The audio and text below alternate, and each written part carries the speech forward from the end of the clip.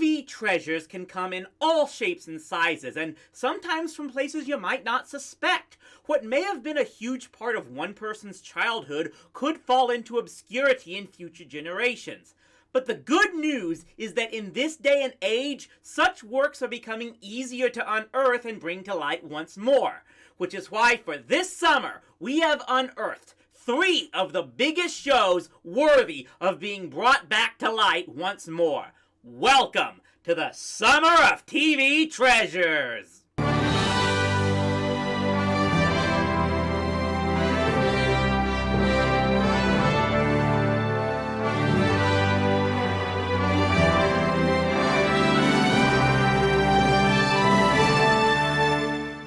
And to start things off, it's time to be reminded once more that big things can come in small packages as we return to the world of David the Gnome.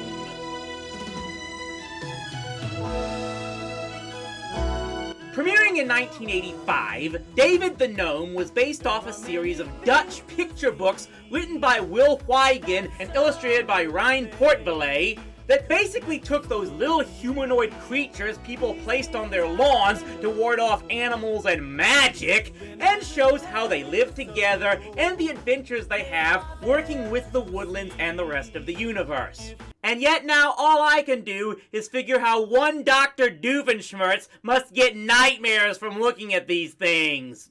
The books were wildly successful and enough to branch out into what was originally a Spanish animated TV series that was soon after adapted for English audiences through CNR, the Canadian branch of the studio that would years later acquire Deke, with the financial backing of...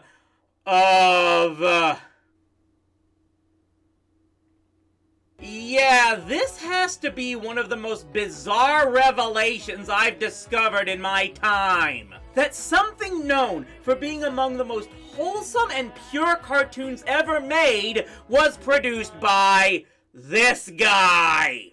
Just goes to show, don't judge everything solely by who provided the money, I guess.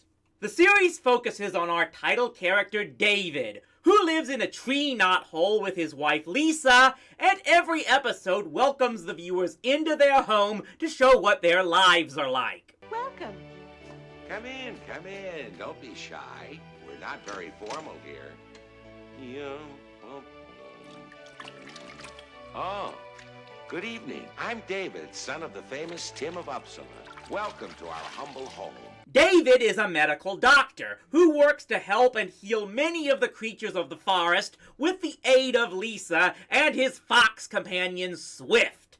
Let's get this out of the way. If you're expecting an action-packed cartoon series, you're gonna be disappointed. Don't get me wrong, a lot of the stories do have David and his friends facing danger as they try to help others in the forest, with the threats usually coming from the trolls that also live in the woods. But almost every time, the gnomes find ways to solve their problems without resorting to slashing up everything in sight. Come to think of it, between this and the King's Quest game series, this was a pretty good period for teaching about how to find non-violent ways to solve problems. Most of the time, David and the others take advantage of the fact that the trolls are not very bright, and they often try to outsmart them. The best way they can is often just stalling for time and tricking the trolls into being out when the sun comes up because exposure to sun turns the trolls to stone. Huh, who knew this is where Greg Weisman got inspiration for the gargoyles? If there was anything that the Weinsteins' money was well spent on, it was the voice cast they assembled. Christopher Plummer provided the opening narration for each episode, while David was voiced by Howard Cunningham and Father Dowling himself, Tom Bosley. Let me show you a secret world of the stuff that dreams are made of. They're little people with full-sized hearts. There's nothing to be afraid of. You may not see them, but they're right here, up each day at the crack of dawn, hurrying busily all around you. The episodes are not completely formulaic, but are somewhat standard.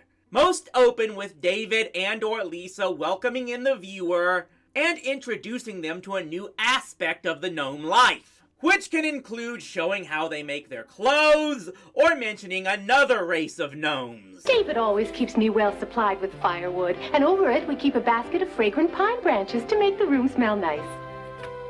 To light the fire in my stove every morning, I use some thoroughly dry fungus, see? 2 flintstones will start the fire in a jiffy. Then begins the new adventure, where David usually has to help someone in another part of the world as the trolls try to make trouble for him. Usually this quartet of Holler and his 3 lackeys, Pit, Pat, and Pot. They really seem to have it in for David. Maybe they need to find a new hobby. I'll tie David to the wheel and spin him! Why don't you use magic to get rid of those ugly trolls? Because we're only allowed to use magic to help those that are in trouble. You know that. Of course I know that. I just wanted our friends to hear you say it. Yes! The writers of this show actually had the foresight to explain what viewers would eventually try to point out as a plot hole. I freaking love this show! That's not to say David always does things on his own. Lisa is shown on many occasions to be very resourceful and determined if ever comes the time that her husband is in trouble. And again, she knows how to beat the foes of the gnomes through brains over brawn, much like many of her compatriots. I will stop there before I say anything more that will accuse me of being political.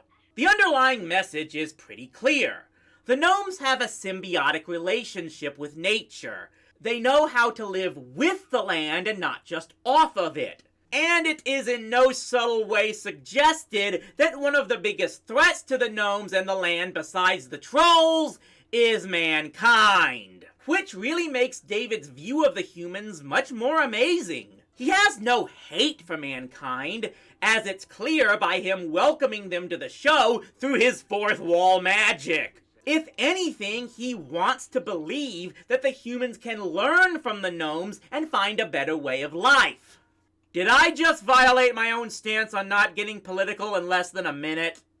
Of course, we can't talk about this show without bringing up one very important part that is well known to anyone who has heard of the series. The final episode. Once again, it's another one I really don't want to spoil for anyone who hasn't seen it. Suffice to say, it gets really deep and introspective about life and death and having to come to terms when one's time comes. Which does and will happen for all of us.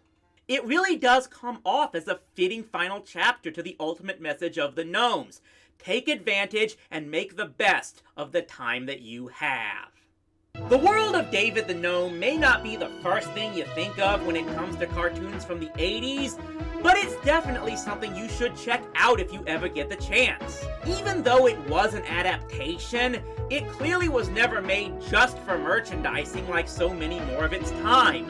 As a result, it has fallen into quite a bit of obscurity. In fact, the movie, The Gnome's Great Adventure, is almost impossible to find now. And an attempt to revive the series that was announced in 2015 has more or less been shuttered due to the Weinstein Company going under. A follow-up series from 1997 called The New World of the Gnomes was aired in the US in 2002, but only on Spanish-speaking networks.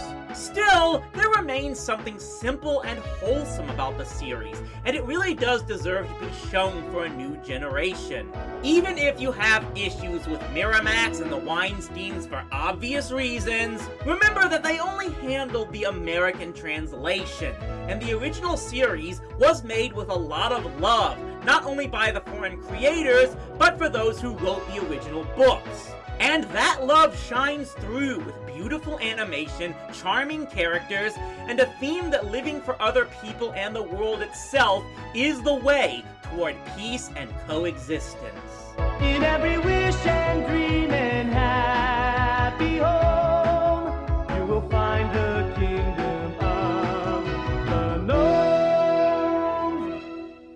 And even if something as mellow as David the Gnome isn't to your liking, well, there are plenty of other TV treasures out there, such as